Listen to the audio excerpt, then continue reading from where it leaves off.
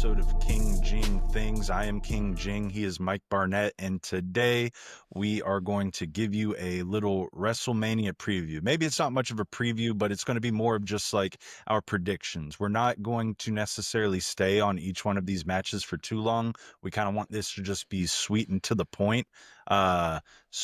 Looking over at the card right now, there are obviously WrestleMania has turned it into a 2-night event. So they have broken up each night into one has 6 matches, one has 7 matches, total of 13 matches. We are expecting Randy Orton to have a match on this card. His opponent has not been announced. You know, if you didn't hear, obviously Kevin Owens got injured. Or has been injured, and he's not going to be able to perform. That was his projected WrestleMania partner, you know. But Mike, do you have any sort of speculation on who you think it is? We did see somebody come out and, not really challenge, but make his presence known to Randy last Friday on Friday Night SmackDown. Yeah, we saw Solo Sikoa come out. We saw the tag team match. Didn't seem like the fans were too intrigued. But to be honest with you, I think that's who his opponent's going to be. I just think it makes sense. Um, you know, Solo Sikoa was actually on a pretty good run there, I think. Then obviously that slowed down heavily, but I think he has the talent and kind of needs to be pushed back into the picture because I think it's kind of unfair where he's gone. So I feel like it might end up being him. It's really unpopular, but that's kind of what I'm thinking. You're probably right. I'm holding out hope that, maybe there's been heavy rumors that Rusev has been re-signed by WWE, and they want to get him out ASAP. Whether that is the Raw after Mania, or if it's maybe it's a WrestleMania match. I don't think that they would just push him to a WrestleMania match right off the rip. So I will agree. I think Solo Sikoa makes the most amount of sense here. But we're currently recording this Friday morning. We have not seen Friday Night SmackDown tonight, so maybe this all gets figured out then. But as of right now, it's just speculation. But let's go ahead and jump into the night one match card. It seems like they're going to start out with the World Heavyweight Championship match between Gunther and Jey Uso. What do you think about this, Mike? Yeah, for me, I think we talked about it in our hot takes. I still think this should be headlining night one. I think they've done a great job over the last couple weeks, really building up Gunther as a bad guy. Him absolutely destroying Jimmy Uso was huge for the storyline and has really put a chip on Jay's shoulder. And I think Jey Uso has never seemed more ready. I know a lot of people don't love when he cuts promos, but I think he does a great job by going with the crowd and getting them to yeet. He's really feeding into what they're doing. And I think it's going to be a really hot start to WrestleMania Night 1. Gunther obviously beat the Judgment Day. I think it was Damian Priest for the World Heavyweight Championship and has now been champion for, I don't know, 256 days, I believe. So as of today, as we're recording. So I'm really starting to think, that as much as I want Jey Uso to win, it's possible Gunther wins, but I'm going to make the prediction that Jey Uso is going to come out on top in this first match. I'd agree with that. Like we said, we covered it a little bit in our hot take section, or our hot take video that we released a couple weeks ago. But I do think they're ready to, finally capitalize on that Jey Uso pop. I think Triple H came out and said it. Is he the best on the mic? No. Is he the best, technical wrestler out there? No. But does it connect with the fans? And does he get that reaction? Absolutely. And that is what the WWE is looking for. So you may not like it. I do believe that Gunther is the better wrestler out of the two, but hey, sometimes the best wrestler doesn't always come on top. Sometimes it's just charisma, and Jey Uso definitely has that. So I agree. I think it's Jey Uso. Following that match, it looks like it's going to be Rey Mysterio versus El Grande Americano. I'm going to get on my high horse for a moment and just talk about how upset I am that there was a perfect opening here for Chad Gable to be on a WrestleMania card, and he's not. I mean, it's just complete bullshit with what the WWE has done with him over the last year. I've been very vocal about that. It makes me very angry that he was running so hot and never even got the chance to win the Intercontinental Championship. And now he's just does nothing in the back, and this random El Grande Americano guy comes out of nowhere, and suddenly he's wrestling at WrestleMania. I think it's maybe the most frustrating thing as a diehard Chad Gable fan that I've ever seen. And I don't know who this masked persona guy is. It's he seems kind of cool to me personally. But if do you think he's gonna beat the legend in Rey Mysterio? I'm not really sure. I think when it comes to talent, if this was Chad Gable, I would predict Chad Gable to win because, quite frankly, we want to see him get pushed again. He needs to go to the top. I don't know who the fuck this guy is, so I'm going to go with Rey Mysterio winning against a nobody. I also think Rey Mysterio wins this one. Like you're gonna take the legend on this over and over and over again. Uh, I also agree. Chad Gable has just been thrown to the side. Like he's hanging out and catering most of the time now. Yep. It's ridiculous what they've done with this guy. Personally, I think Rey Mysterio removes the mask of El Grande Americano, and we're going to see Vince McMahon. I think this is the way WWE reintroduces Vince McMahon to the WWE Universe. Not that I want that. Vince should stay far, far, far away. But if I had, if I was a betting man, which I'm not. I'd think that it's Vince McMahon under that mask. I think I would throw up if that happened. Again, because if Vince McMahon gets any spotlight over Chad Gable, I will riot. But Insane. After that, we've got the World Tag Team Championship match, the War Raiders versus New Day. A lot of people on Twitter and Reddit have not necessarily liked the fact that this got thrown in. It seems like it's just a throwaway match. But I do like the fact that they are, propping up the World Tag Team Champions because that is one of my favorite forms of wrestling, tag team matches. Well, what do you think happens here?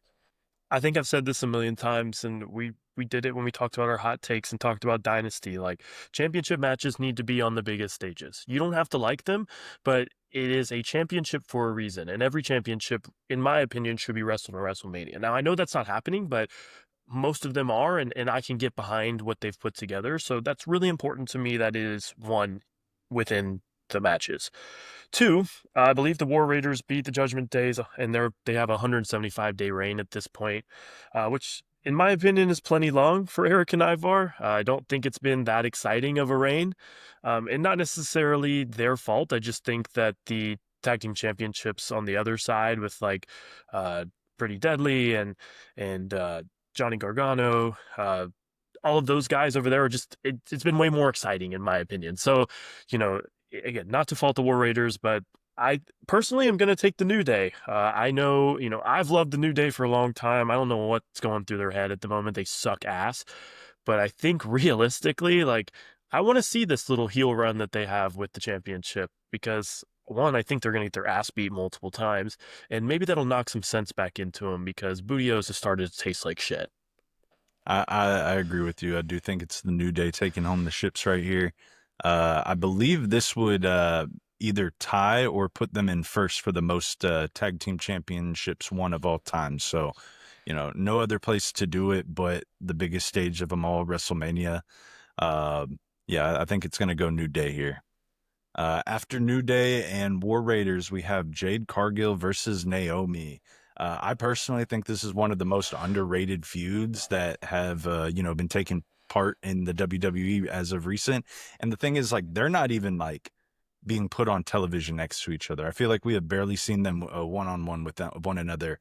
But they continue to sort of push and like cut promos, just tweeting back and forth. It's a very new age feud a little bit, but I think that Jade takes this one and kind of puts Naomi in the dust, leaves her behind, and starts focusing on bigger, better things such as the title scene.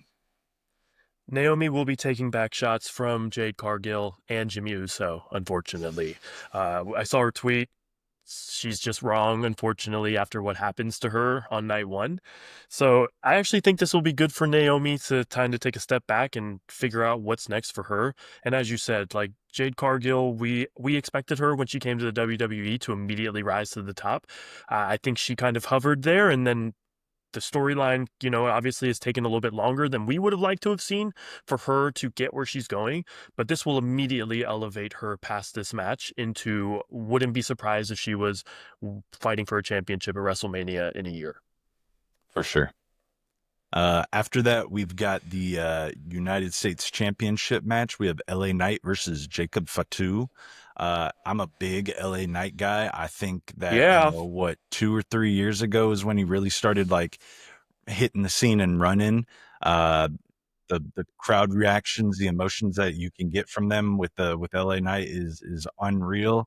But I hate to see it. I hate to say it, but I see LA Knight taking an absolute beating here, and then potentially having a solo Sokoa interference with Jacob Fatu, leading to LA Knight retaining. And this actually is going to go more of a long way, and it sets up a future feud between Solo and Fatu, maybe with Fatu turning face and getting Solo completely kicked out of the new bloodline, whatever you want to call it.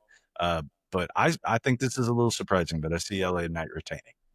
I actually completely agree with you. I think a lot of people want Fatu to win, but I don't think he needs to win yet. And I think, we are at a place with LA Knight where we don't know how much longer he's going to wrestle. And I would love to see him be champion for just a little bit longer. I think he's never been more over with the crowd.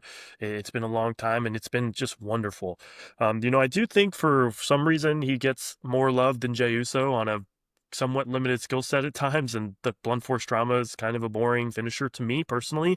Um, but when you're over with the fans, you're over with the fans, and I think you're right. I think this turns into a longer storyline. I think Fatu and Sikoa, bar he doesn't fight Randy Orton, or I guess he could still get involved. I don't know. It's still so up in the air, but I agree with you wholeheartedly. I will make note that LA versus Jacob Fatu is on night one, and if you're looking at the match card, there are currently only 6 matches on night two.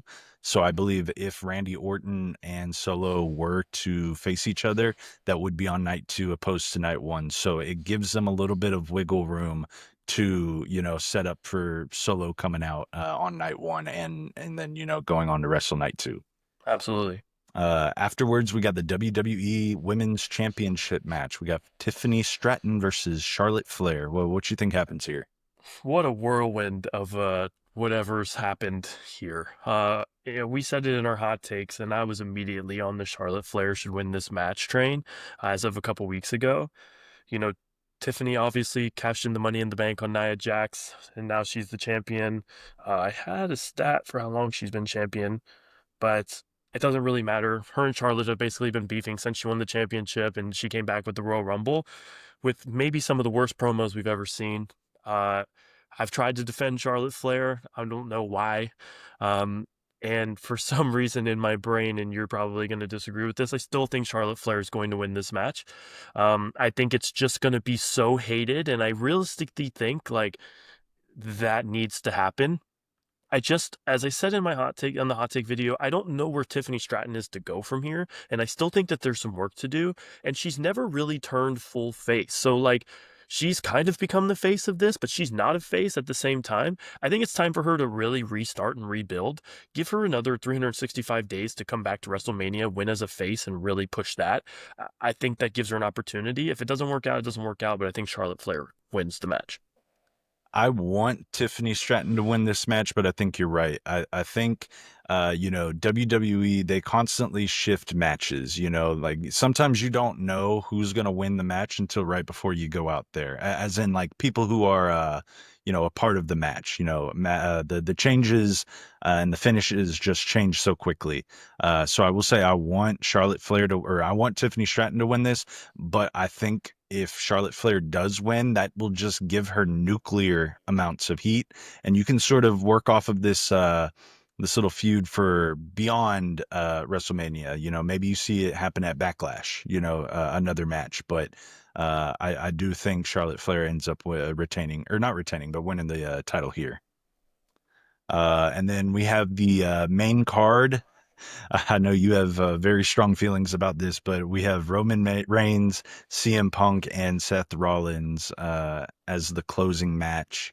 Uh, Again, it seems like at first this match was sort of just thrown together a little bit.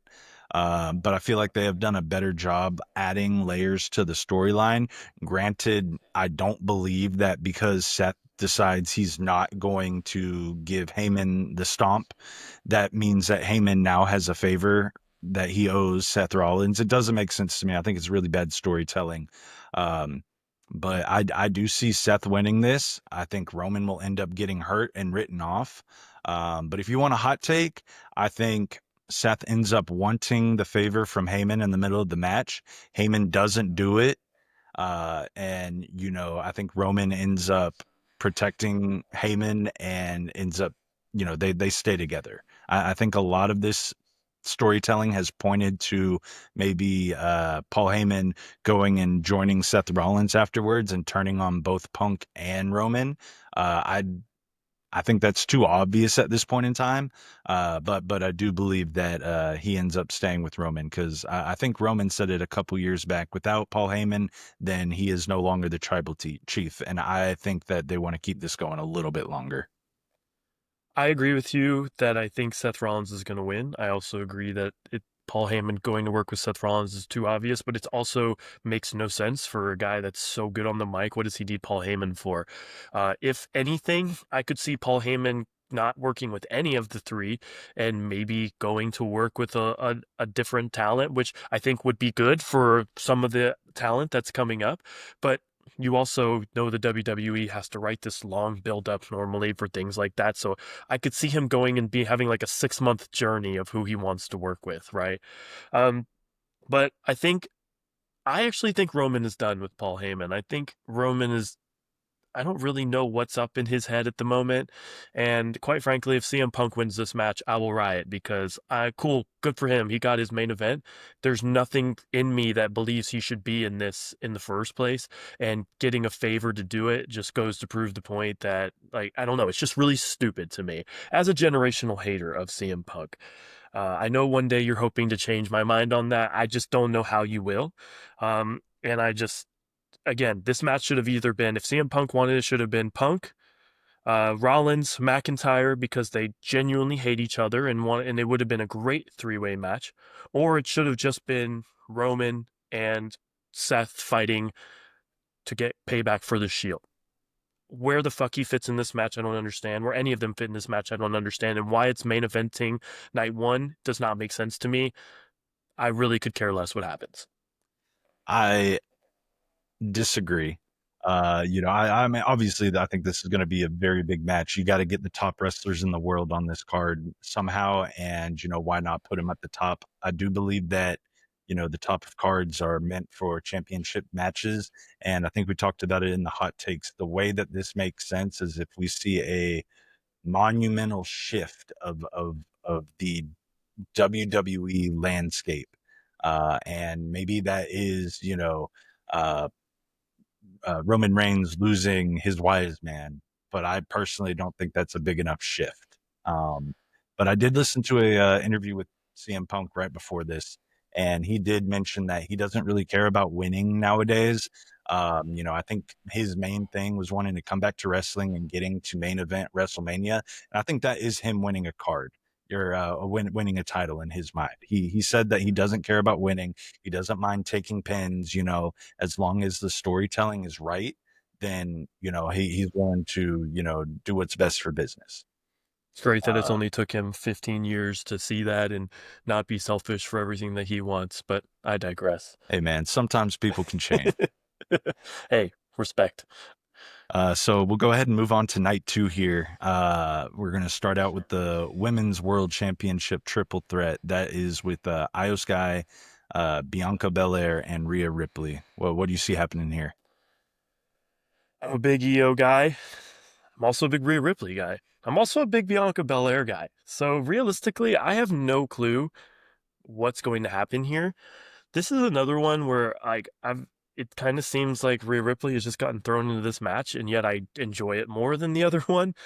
Probably because she's been so prominent in the women's, like, the way she lost the title to me, getting hurt really kind of made me want to see her get back into it. And it's finally different. Like we've always kind of wanted to see Rhea and Bianca.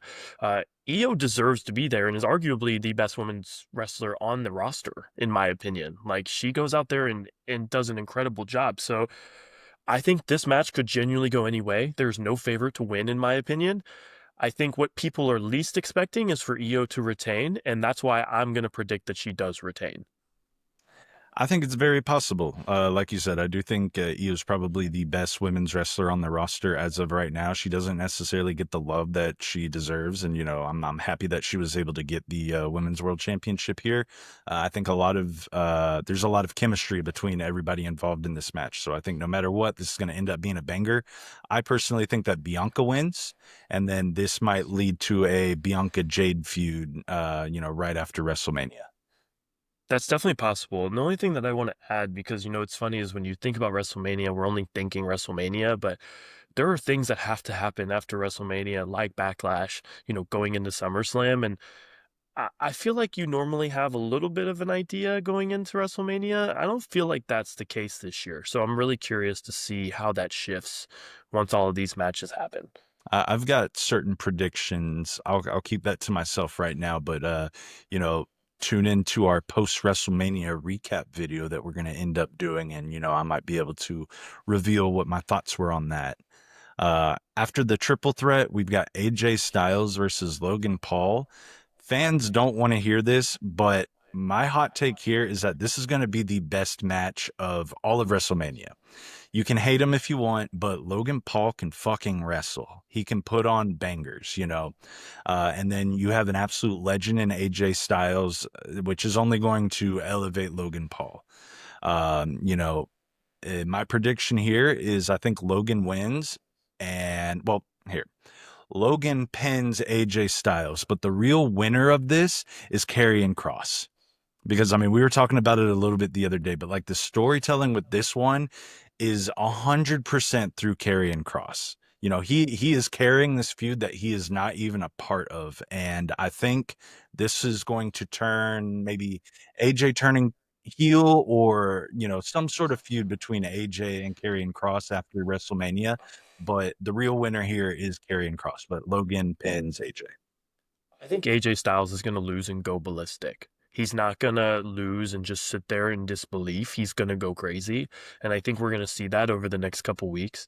And I think the WWE, whether they say they look at it or not, is looking at AEW and is looking at what they've done with Hangman Adam Page and he's one of the best storylines in wrestling right now. And I think it's going to give AJ this opportunity to kind of just go ballistic, figure out, be confused. And that's kind of where Karen Cross is going to really come in, and it's going to be great. Logan Paul's going to do something crazy in this match.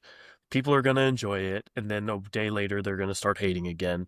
Get over the fucking personal shit with Logan Paul and just enjoy what he's doing in the ring. You're so focused on everything outside of what's going on in front of you. Let's just enjoy the fact that him and AJ Styles are going to put on an absolute banger. We're going to love it. I agree with you that I think as a wrestling match, they are going to have the best wrestling match by far on the card, and I can't wait to watch it. Logan Paul's going to win. I I feel like they're. Did you know if Logan Paul has lost a singles match since coming into WWE? I don't think so. I do. Well, he had to lose one because he lost the United States Championship. Right. But I don't know which ones he's lost specifically because he doesn't wrestle enough for me to remember. Yeah. I don't think this is a big enough match to have Logan Paul lose on like this grand of a stage. I think there's another one coming up probably, but it's not this match. Yeah, I think his next loss has to be a championship match that people don't want him to fight because he's not there enough, but he's going to, whether you like it or not. It's just the way it is. Moving on, we've got the WWE's Women's Tag Team Championship. We got Liv Morgan versus Raquel Rodriguez Raquel Rodriguez versus Bailey and Lyra Valkyria. Well, what do you think So happens here? So I've been big. I'm a Liv Morgan lover. I think she has really saved the women's division in WWE for the last year, especially when Rhea Ripley went down, was a champion, just done an amazing job. Hooking her up with Dominic Mysterio has been fantastic. They're obviously in love in kayfabe. Shout out Dom Mysterio's wife, strongest woman on planet Earth. She's just been doing such a great job. She obviously lost the WWE Championship, but she's immediately gained gold again with Raquel Rodriguez, who has gone through her fair share of things too, which really sucks for her. But she is just a dominant force when she's in the ring, and she should be looked at as a dominant force in the ring. I know Bayley has kind of taken Lyra under her wing, and she's gone back face, which she was just heel, and then she was face, and then I don't really know where she is sometimes, and I'm confused. Um, there hasn't been a lot of momentum for me specifically with this match, but I think that Liv Morgan and Raquel Rodriguez should retain, and that's what I'm going to predict. I agree. And like you said, they should retain. I'm big on, it doesn't really happen as much anymore, but I remember like growing up watching, WWE, they would always put two rivals together, that aren't necessarily, they don't have that tag team chemistry, and they would end up beating, very, very established tag teams. Maybe not the champions at the time, but like, Brian Kendrick and Paul London, I'm sure they took some pens back in the day from just some like random feud that's going on in the side. I think that they should retain, and I think this will set up a Bailey Valkyria Intercontinental match at Backlash. I think this is one of those predictions that I had. I like that. After that, we've probably got my favorite match. We got the Intercontinental Championship Fatal Four Way with Braun Breaker, Penta, Finn Balor, and Dominic Mysterio. I ended up looking at the odds. Not that, betting odds really matter with WWE or wrestling in general, considering like you can change the outcome of the match just like that, you know. But uh, I'm predicting Dom ends up stealing the championship from Finn here. No matter what, I don't see Braun Breaker retaining. I think he's going to get distracted. I think it's going to expose his, uh, skills. Maybe not that, but like, he's still a young guy on the main roster. So I think he might get exposed a little bit here, or exposed. Uh, Maybe Carlito comes in and hits him with the chair, gets a little payback from that spear. But I think Dom ends up pulling some Eddie Guerrero type shit and pins Finn, wins the championship, and then this leads to the breakup of the Judgment Day. I actually didn't think you were going to predict that because I was thinking the exact same thing. And I think more because that's what I want than anything else. I think we've seen the cracks in the Judgment Day coming. Dom obviously has Liv Morgan, and that's probably not ending anytime soon. So like that doesn't really matter. Um, I think that will come to a head in a different time. That could be a prediction in the future. But I think it's time for Dominic Mysterio to be the Intercontinental Champion. He's always got so much heat on him that it's just going to be a great weekly segment of people booing him every time he tries to talk. So we definitely need that. Penta's just too new. I think it is time. Braun Breaker might actually lose and then immediately elevate to the world championship scene, where I think he could go on to lose, but I think I wouldn't be surprised to see him starting to fight even bigger guys than he is today. And then people love Finn Balor and really want him to win. I just don't see the WWE, like I like Finn Balor too, and I think he deserves a chance to win, but I just don't see the WWE at this point suddenly changing their mind and giving him an opportunity to win this title. Um, it's definitely deserved, but there's more story to it. Dom's going to win. Finn might take it in the future, and who knows what happens when JD comes back. But let's see Dominic Mysterio with gold. Let's let him get booed every week and let us enjoy it while we have the chance. We've talked about it before, where the WWE likes to do this slow burn of storytelling, and maybe they don't capitalize on hype and heat, whatever you want to call it, immediately. And it's similar with the LA Knight. We sort of expected him to win gold almost immediately after, we're like, hey, like look at the crowd, like look how they're reacting, like they want him with gold around his waist. But they took a little while and they finally capitalized it. I think they're going to do the same thing here with Dom. They got to see if this heat is real, and boy, is it.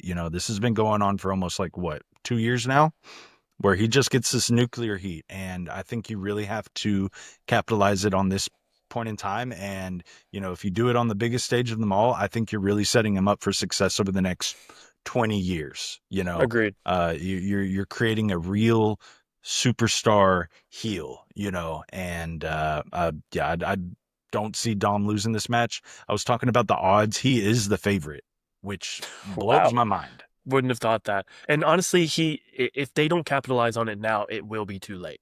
It's going to be too late. So this is the time they have to do it. I agree. And then you can do like a Dom Finn thing at Backlash. That's another thing that we can like set up for Boom. the next pay-per-view. Yep. After that, we've got the Sin City Street Fight with Drew McIntyre and Damian Priest. A lot of people online were sort of wondering, like, hey, you know, there's typically like some sort of stipulation match, you know, and a WrestleMania card, and we hadn't gotten that. So I do feel like this is kind of just thrown in there, you know, but I think they're going to be able to make the best of, you know, what they've been given. Well, what do you think happens here? The storyline is ass. Drew McIntyre should be fighting again CM Punk and Seth Rollins, and they should all be beefing with each other. It was literally the perfect setup. They genuinely hate each other. It would have been so cool. We've all been intrigued. The promos of those three going back and forth over the last since CM Punk and Seth Rollins fought on Netflix would have been top tier. We would have all enjoyed it. Why we're not seeing that? WWE missed on that. People might disagree. I don't care. Huge miss. Um, with that being said, I think this is going to be a top three match on the card. We saw what Damian Priest and Bad Bunny were able to do in Puerto Rico, going back and forth, beating the living shit out of each other. I think Damian Priest did an amazing job in that match, keeping Bad Bunny not only in great position, but really making him look better. I don't think Damian Priest looked better. It was definitely the opposite.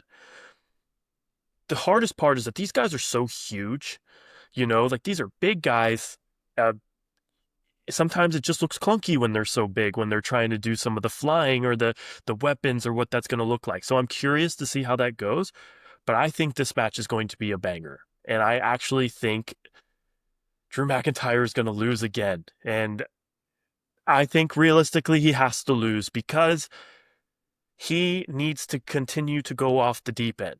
If you're going to play it this long, him beating Damian Priest is not the excel. It's not the excel to the top that anybody thinks it is. Nobody feels like him beating Damian Priest is going to do anything for him. And that's not to knock Damian Priest as a wrestler. He's great.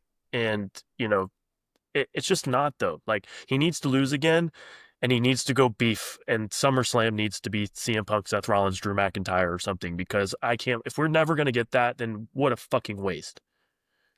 I agree. I don't know if I see this being a top three match on the card, just because it seems very sloppy how it's been thrown together. And like, I'm pretty sure Drew McIntyre has come out and said like, you know, I didn't really see myself going up against Damian Priest. I think he did believe that he was going to be the third guy in the Seth Rollins CM And Punk he should match, and be. he should have been, yeah.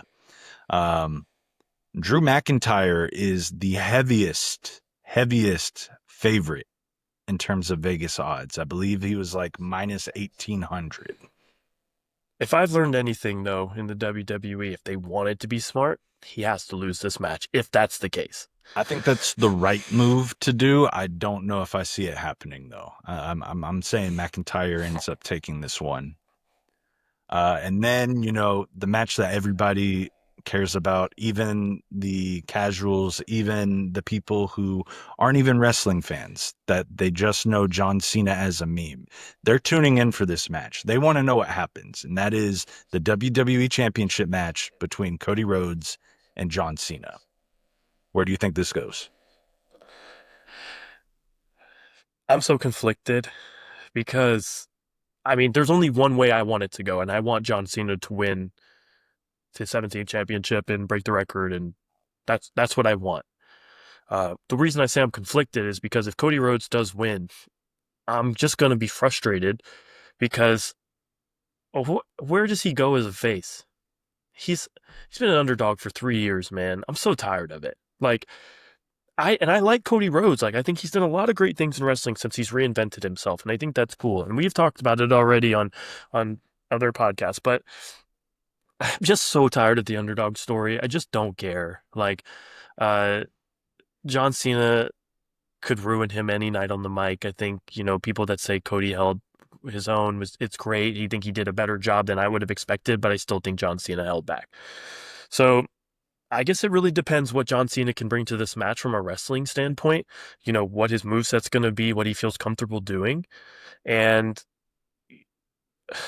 I want John Cena to win, but somehow Cody Rhodes is going to win, and I'm just going to put my head down, and it'll be the second time in 3 years that I'm walking out of a WrestleMania just disappointed.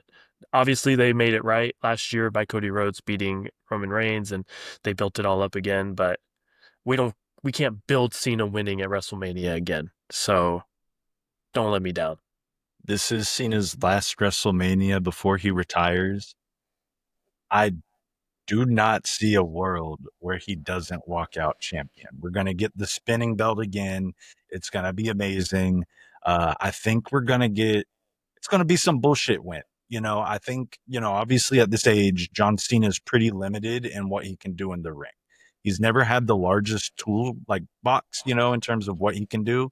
So I do think Cody Rhodes is going to have to sort of carry him through this match. But the fans want Cena to win. They have set him up to be a heel. You still have the crowd on his side. You said it best. I think that the first 3 weeks leading up to WrestleMania, it was Cena insulting the crowd. It was only the crowd. He never mentioned Cody Rhodes. It was the crowd. It was the crowd. It was the crowd. And then he got this one chance to go after Cody Rhodes, and I think he pulled back a whole lot. We've seen people get eviscerated, careers ruined. You know, we've seen John Cena bury talent, and I don't think that he would necessarily bury Cody Rhodes, but he could if he wanted to. Uh, John Cena wins this match. There's no way he doesn't. Maybe The Rock finally shows up again. There are rumors that he's going to be there. Why wouldn't he? You know, um, but let John Cena win his last WrestleMania match. Uh, this doesn't have to do with like lifting up Cody Rhodes for the future. I think Cody Rhodes can go away for a little bit. The man deserves a vacation. He is in there week in, week out. Give him a month, go away for a little bit.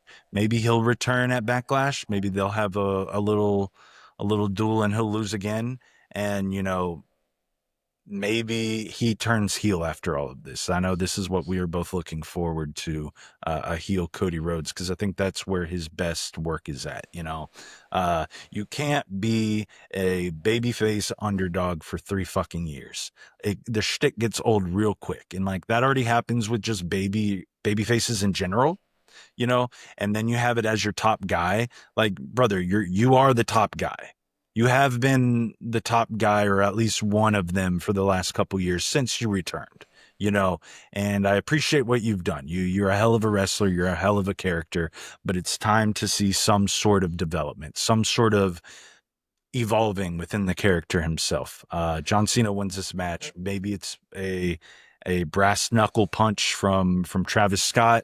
Maybe it's The Rock coming in and interfering, but John Cena wins this, and I'm gonna be so proud and I'm gonna be so happy as a known John Cena glazer.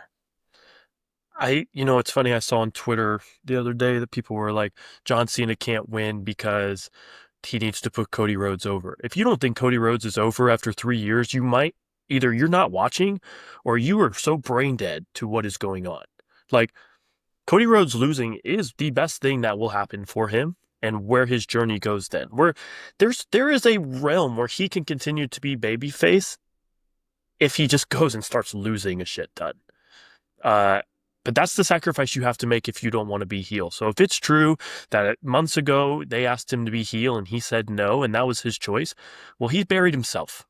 Uh, so he either needs to change that mindset or he needs to start losing a fuck ton. That's just the way that it's going to have to be. So I'm excited to watch the match. I'm intrigued. John Cena has to win. I agree with you. And then we can glaze together. Sure. Unfortunately, we're not going to be able to watch night one because we have other prior obligations. But I'm for sure sitting down and watching the entire match two, or night two card. I think that is where the better matches are, personally, or at least the ones that I'm more excited for. We'll be tuning in through our phones for sure. But yeah, appreciate you hopping on. I'm really excited to see what happens with all of these matches. I'm excited to see what Randy Orton can potentially do. But hey, if you guys enjoyed this video, go ahead and like and subscribe, comment below, and let us know who do you think is going to win, whether we're right or wrong about our certain predictions. And we'll see you guys next time. Peace.